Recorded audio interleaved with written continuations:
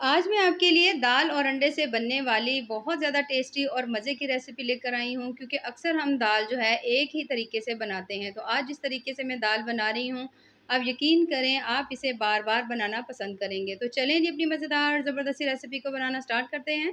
बिस्मिल्लाहिर्रहमानिर्रहीम, अस्सलाम वालेकुम। उम्मीद है आप सब ठीक होंगे। सबसे पहले तो हमने यहाँ पर ले लिया है 1 अदद बोल और उसके अंदर डाल दिया है मैंने 1 कप दाल, ठीक है। यहाँ पर हमने साबित मसर जो होते हैं, साबुत मसूर की दाल जो है वो हमने यहाँ पर ली है 1 कप, और इसको अपने अच्छी तरह से पहले साफ़ कर लीजिएगा। उसके बाद हमने इसको अच्छी तरह से कम 1 से 2 पानी हमने इसको धो लेना है। अच्छी तरह धोने के बाद अब हमने इसके अंदर डालना है पानी। पानी डालने के बाद आपने इसको भिगो कर रख देना है, कम से कम भी आधे से 1 घंटे के लिए। तो जितनी देर ज़्यादा भिगोएंगे उतना ज़्यादा अच्छी जो दाल है ना वो फूलेगी। तो यहाँ पर जो दाल है तकरीबन मैंने इसे 1 घंटा रख दिया था, और यहाँ पर दाल जो है वो अच्छी खासी फूल चुकी है। तो अब हम इसे पकाना स्टार्ट करते हैं। तो पकाने के लिए पानी जो था वो मैंने पहले से ही रख दिया था। जैसे ही पानी में बॉयल आएगा तो तमाम दाल जो है वो हमने इसके अंदर डाल देनी है। यहाँ पर इसके अंदर मैं कोई नमक मिर्च वगैरह नहीं डाल रही, बल्कि हमने दाल को ऐसे ही पकाना है। और कोशिश करें कि दाल पकाते हुए बहुत ज़्यादा पानी ना डालिएगा कि आपको पानी निकाल कर ज़ाया करना पड़े, या फिर आपको पानी जो है वो सुखाना पड़े। तो यहाँ पर दाल हम पकने के लिए रख देते हैं जब तक कि दाल अच्छी तरह से नहीं गल जाती।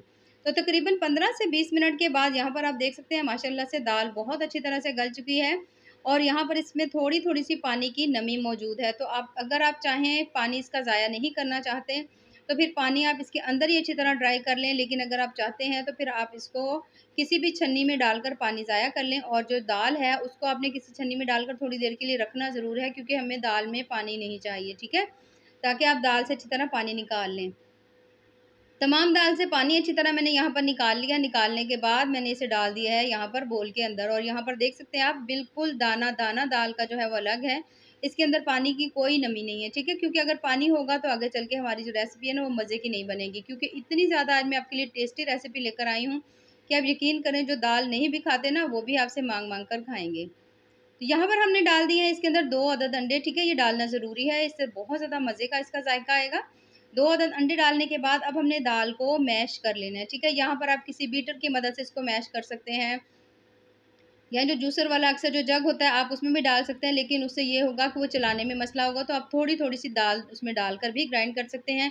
नहीं तो इस तरह से हैंड मैशर जो होता है, जैसे मैं इसको कर रही हूँ मैश, आप इससे भी मैश कर सकते हैं। अगर दाल बहुत अच्छी गली होगी तो बहुत ज़्यादा जल्दी मिनटों में अच्छी तरह से ये मैश हो जाएगी। तो बस कुछ ही देर के अंदर ये देख सकते हैं आप यहाँ पर माशाल्लाह से जो दाल है हमारी ज़बरदस्त सी मैश हो चुकी है। अच्छी तरह से इसका दाना जो है वो ख़त्म हो चुका है। अगर कहीं हो भी तो कोई मसला नहीं। ये देखें यहाँ पर माशाल्लाह से आप चेक कर सकते हैं ज़बरदस्त जो दाल है हमारी अच्छी तरह मैश हो गई है। अब हम इसे निकाल लेंगे। निकालने के बाद दाल को हम इकट्ठा कर लेंगे इसी बोल के अंदर। और यहाँ पर जो दाल है वो यहाँ पर हमने सारी इकट्ठी कर ली है। अब हमने इसके अंदर डाल देने हैं स्पाइसेस। तो सबसे पहले मैं इसके अंदर ऐड करने लगी हूँ नमक। नमक जो है वो आप अपने टेस्ट के हिसाब से भी डाल लीजिएगा, लेकिन मैं यहाँ पर आधा चम्मच तकरीबन नमक का डाल रही हूँ। उसके बाद मैं इसके अंदर डाल रही हूँ थोड़ी-सी हल्दी। तकरीबन आधा चम्मच ही हल्दी है, और आधा चम्मच हमने इसमें डाल दिया है सुर्ख लाल मिर्च जो पाउडर होता है ना वो मैंने डाल दिया है।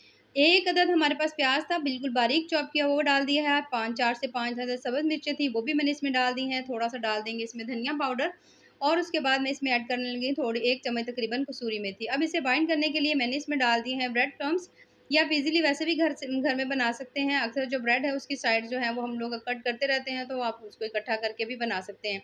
लेकिन अगर आपके पास ब्रेड क्रम्ब्स नहीं हो तो फिर आप इसके अंदर बेसन का यूज़ कर लीजिएगा। यहाँ पर ब्रेड क्रम्ब्स जो है मैंने आधा कप डाले हैं, ठीक है?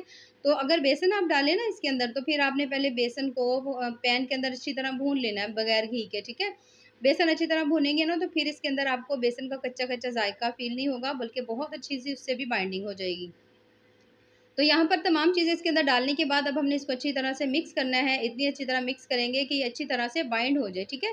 हाथों की मदद से मैंने इसको मलना शुरू कर दिया, ताकि बहुत अच्छी तरह से इसकी मिक्सिंग हो जाए और अच्छी तरह से ये बाइंड हो जाए, ताकि आगे चल के हम जो भी बनाएँ ना वो ईज़िली बन जाए। थोड़ा-सा डाल दिया इसमें मैंने सब्ज़ धनिया डालने के बाद दोबारा से अच्छी तरह से इसे हमने मिक्स कर लेना है। और मिक्स करने के बाद यहाँ पर थोड़ा-सा लेकर हम इसे चेक कर लेंगे कि अच्छी तरह से इसकी बाइंडिंग हो रही है या नहीं हो रही।